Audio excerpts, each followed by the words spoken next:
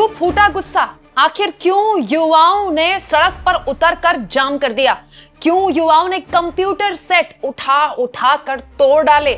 क्यों युवाओं को कंट्रोल में करने के लिए पुलिस को यहां पर पहुंचना पड़ गया? दोस्तों, इस वक्त देश में एक बड़ा अजीबोगरीब माहौल हो गया है। मतलब कितने शर्म की बात है हमारी सरकारों के लिए, जो इतनी बड़ी बड़ी बातें करते हैं, बड़ी बड़ी बातें, एक ढंग से पेपर नहीं करवा पा रहे हैं। हालत ये हो गई है कि जो पेपर होना था वो पेपर फिलहाल के लिए कैंसिल कर दिया गया है। आखिर क्यों एक बार फिर से डबल इंजन सरकार एक ढंग की व्यवस्था देने में नाकाम हो गई? और यूपी और बिहार में आखिर युवाओं ने क्यों ये हंगामा किया है, जल्दी जल्दी आपके सामने में रखती हूँ। दोस्तों, हुआ ये सोमवार को कर्मचारी चयन आयोग की ओर से जो एसएसडी जीडी की परीक्षा करवानी थी, 2 पाली में परीक्षा होनी थी, 2 से 3 बजे तक, फिर शाम को होनी थी 4:30 से 5:30 बजे तक। तो सेंटर्स में युवाओं को पहुंचना था परीक्षा के लिए, लेकिन उसके बाद जो बवाल मचा है पूछिए मत। युवाओं ने यहाँ सेंटर्स में सीपीयू, कंप्यूटर सिस्टम, जो भी कुछ होता है, उठा उठा कर फेंका है। देखिए जरा वीडियो।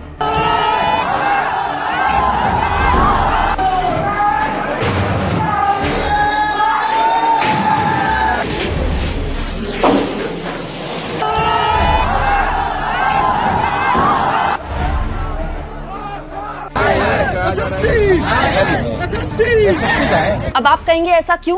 दरअसल हुआ ये दोस्तों कि जो सेंटर में क्षमता थी पहली पाली में युवाओं के बैठने की, छात्र अभ्यर्थियों के बैठने की, वो थी 399। और जानते हैं दोस्तों कितने अभ्यर्थियों को यहाँ बुला लिया गया पेपर देने के लिए?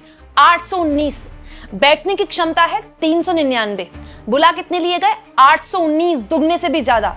हालत ये होगी दोस्तों कि कई युवा, खास तौर पर लड़कियां, बेचारी अपने घर से इतनी गर्मी में जल्दी जल्दी निकल कर आई, यहाँ पैसे खर्च करके आई। बहुताया जो अभ्यर्थी यहाँ पर आए थे वो सामान्य परिवारों से थे। वो दहाड़े मार मार कर रोने लगे कि जब क्षमता ही नहीं है सेंटर में तो हमको बुलाया क्यों? इतनी गर्मी में हम आए हुए हैं, इतनी दूर दूर से आए हुए हैं। सेंटर में वेरिफिकेशन के बाद 350 अभ्यर्थी को बिठा दिया गया, और बाकी जो आपने बुलाए वो क्या करेंगे? दोस्तों, पहले तो कोशिश की गई कैसे भी युवाओं को समझा लिया जाए, लेकिन जो आदमी इतनी दूर से आया है और जाहिर सी बात है वो यहाँ पेपर देने के लिए आया है, पूरी तैयारी से आया है, जब उनको ये समझा नहीं पाए वहां पर मौजूद जो व्यवस्था देख रहे थे, उसके बाद युवाओं का गुस्सा फूटा और अभ्यर्थियों ने हंगामा शुरू कर दिया। दोस्तों, एक्चुअली में अभ्यर्थियों को समझाकर ये कोशिश थी कि सबको अंदर बैठा दिया जाए, पेपर हो जाए, लेकिन बाद में जो युवाओं का गुस्सा फूटा ना जिस बात पर, वो इस बात पर फूटा कि एसएससी के अधिकारियों से जब सेंटर वालों ने बात की और बताया कि भाई ऐसा ऐसा हो गया है, तो अधिकारियों ने कह दिया परीक्षा रद्द हो गई। अब आप सोचिए कोई आदमी इतनी दूर से आया है, ठीक है, पहले उससे बोला जा रहा है आपके बैठने की व्यवस्था नहीं है, तो उसके बाद कैसी भी स्थिति को मैनेज करने की बजाय सीधे कह दिया जाए भैया परीक्षा कैंसिल। तो अभ्यर्थियों का गुस्सा फूटा ये सुनकर कि परीक्षा कैंसिल हो गई। उसके बाद हंगामा हुआ। दोस्तों, परीक्षार्थियों ने कानपुर प्रयागराज नेशनल हाईवे जाम करने की कोशिश की, पुलिस ने हालांकि उनको रोक दिया। उसके बाद दोस्तों ये तो हुआ जब पहली पाली की परीक्षा होनी थी, पहली पाली में। फिर 4:30 से 5:30 वाली जो दूसरी पाली में होनी थी, उसमें भी जो अभ्यर्थी आए हुए थे उनकी संख्या ज्यादा थी, सीटें कम थी। उसके बाद फिर वहां अव्यवस्था हो गई।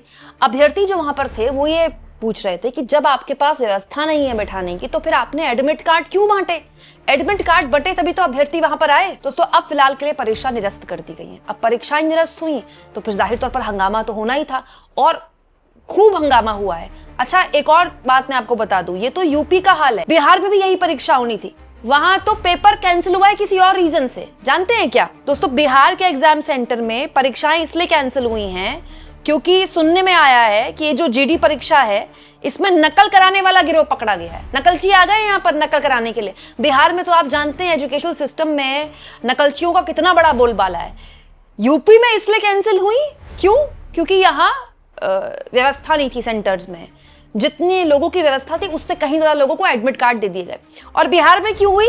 नकलचियों ने यहाँ पर लोगों को मतलब जो एग्जाम पेपर था उसके आंसर्स बांटने शुरू कर दिए थे। दोस्तों, बकायदा नोएडा और रांची से पुलिस ने सॉल्वर गैंग गिरफ्तार किया है जो 4-4 लाख रुपए में जीडी नकल करवाकर पास करवाते हैं। मतलब आप सोचिए, एक परीक्षा नहीं ढंग से हो पा रही है, कहीं नकलची गैंग पकड़ा जाता है, कहीं व्यवस्थाएं नहीं ठीक हो पा रही। और ये कोई बहुत बड़ी समस्या नहीं है, बिहार में दोस्तों नकलचियों का इतना बड़ा गैंग है ना, मतलब बिहार में तो आप ढंग से अगर कोई परीक्षाएं हो जाएं बिना नकलचियों के, नकलची गैंग के, तो ये बहुत बड़ी बात है। हैरानी इस बात की है कि ये हम उस बिहार की बात कर रहे हैं जहां अभी कुछ महीने पहले पिछले साल चुनाव हुए हैं और नतीजे आप जानते हैं। इसी बिहार में चुनाव से पहले 10,000 रुपए बांट दिए जाते हैं और उसके बाद चुनाव उस मुद्दे पर जीत लिया जाता है। कहीं चुनाव में ये मुद्दा नहीं बनता, कहीं भी किसी युवा की जुबान से आपने मुद्दा सुनते हुए देखा? ना यूपी में बनता है ना बिहार में बनता है। दोनों राज्यों में डबल इंजन की सरकार है, दोनों राज्यों में कट्टर हिंदुत्व की राजनीति का बोलबाला है। यूपी के मुख्यमंत्री योगी आदित्यनाथ की तो शायद ही कोई दिन निकलता होगा जब वो कोई हिंदुत्व को लेकर बयानबाजी ना करते हो, खूब यही चलता रहता है। मतलब उत्तर प्रदेश की राजनीति में तो योगी आदित्यनाथ के पास अगर हिंदुत्व की राजनीति ना हो तो उनके पास कुछ है ही नहीं। उस यूपी में यह हाल है कि एक परीक्षा ढंग से नहीं करवाई जा पा रही। और ऐसा नहीं दोस्तों 819 कोई बहुत बड़ी तादाद है, 8019 नहीं है, 819 ही तो हैं। 819 लोगों के बैठने की व्यवस्था नहीं कर पा रहे हैं आप। आपको नहीं पता आपने कितनों के एडमिट कार्ड बांटे और कितने लोग आएंगे पेपर देने के लिए। दोस्तों यूपी में तो इतना हंगामा हो गया कि डीसीपी को आना पड़ा। डीसीपी मौके पर पहुंचे हैं, छात्रों से बात की, छात्रों ने उनको बताया कि भाई हम दूर दूर से आ रहे हैं और जो हमारा किराया लगा है हमें पैसा वापस मिलेगा कि नहीं मिलेगा। दोस्तों जैसे दैनिक भास्कर ने जो खबर छापी है एक अभ्यर्थी की, बांदा से आए अभ्यर्थी शिवम ने बताया कि वो सुबह 3 बजे से घर से निकले थे, आने जाने और अन्य खर्च मिलाकर उनके करीब 1,000 रुपए खर्च हुए हैं। उन्होंने कहा कि प्रतियोगी परीक्षा की तैयारी करने वाले छात्रों के लिए इतना खर्च उठाना बहुत मुश्किल है। दोस्तों ये वो छात्र हैं जो बहुत ही आर्थिक रूप से बहुत गरीब परिवारों से आते हैं, बहुत सामान्य परिवारों से आते हैं। इनके पास मतलब ढंग का मोबाइल भी नहीं होता है, बहुत ही सामान्य परिवारों से आते हैं। ये ऑलरेडी पेपर की तैयारी करने के लिए जो घर वाले इन पर पैसा खर्च कर रहे हैं ना, घर वालों के लिए ये बोझ बहुत है। फिर घर वाले इनको पेपर दिलाने के लिए भी अलग से पैसा देते हैं। एक जवान लड़का वैसे भी घर में पैसे मांगने में उसको कितनी शर्मिंदगी होती है आप समझ ही रहे हैं।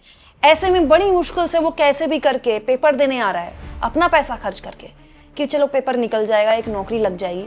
उसके बाद उससे कहा पेपर रद्द हो गया। एक जगह कहा जाता है नकलची पकड़े गए, नकलचियों का गिरोह पकड़ा गया इसलिए रद्द हो गया, और एक जगह कहा जाता है क्या व्यवस्था नहीं कर पाए हम। कितनी शर्म की बात है दोस्तों। मतलब आप सोचिए कि सेंटर जहां पर होना था ना तो उन्होंने कोई नोटिस लगा के पूरी जानकारी दी, ना उन्होंने मतलब समय रहते कुछ नहीं बताया अभ्यर्थियों को, कुछ भी नहीं बताया। दोस्तों शिक्षा तो ऐसा मुद्दा है जो किसी भी देश के लिए सबसे इंपॉर्टेंट है।